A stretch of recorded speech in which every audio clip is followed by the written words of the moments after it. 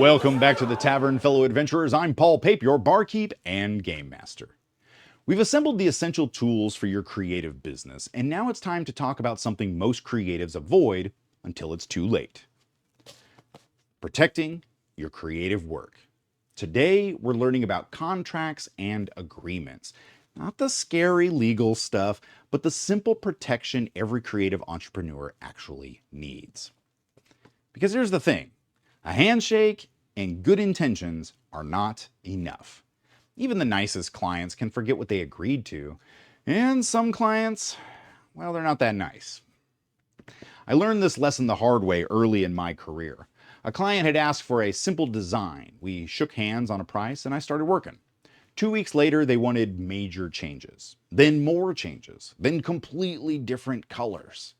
By the end, I'd done 3 times the original work for the same price. When I mentioned the extra hours, they said, but we never agreed to a limit on changes. And they were right. We hadn't. That handshake cost me hundreds of hours and thousands of dollars. But the real cost was bigger. It nearly killed my passion for the project type I loved most. A simple contract would have prevented all of that.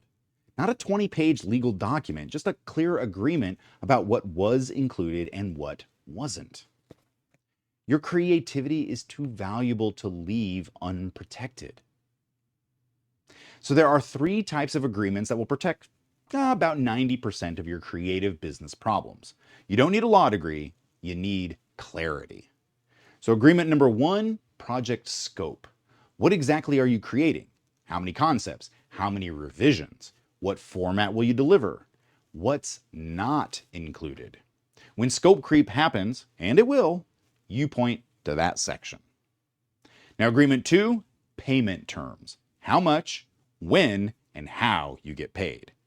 I personally recommend about 50% upfront for new clients. If they can't pay half before you start, they probably can't pay the other half when you finish.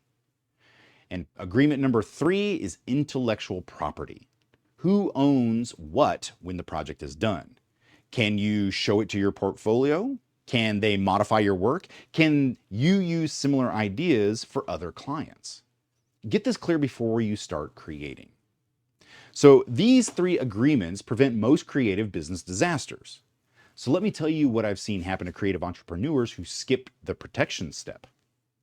There was a photographer who shot a wedding without a contract. The couple loved the photos, but they refused to pay because they didn't think digital files should cost that much.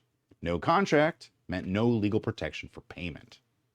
There was a graphic designer who created a logo, got paid, then found out the client was selling it to other businesses as a template. No intellectual property agreement meant no protection against resale. And here's the scariest one. A creative entrepreneur who worked for months on a custom project, delivered everything perfectly, and the client simply disappeared. No contract meant no kill fee, no payment protection, nothing. Every one of those situations was preventable with a simple, clear agreement up front. The contract isn't about not trusting your clients. It's about protecting both of you when memories fade and circumstances changes. So here's your quest for this week. Create your basic project agreement template. Write down your standard scope, payment terms, and intellectual property policies in simple, clear language. Don't try to cover every possible scenario. Just cover the basics that protect your most valuable creative work. You can always customize it for specific projects.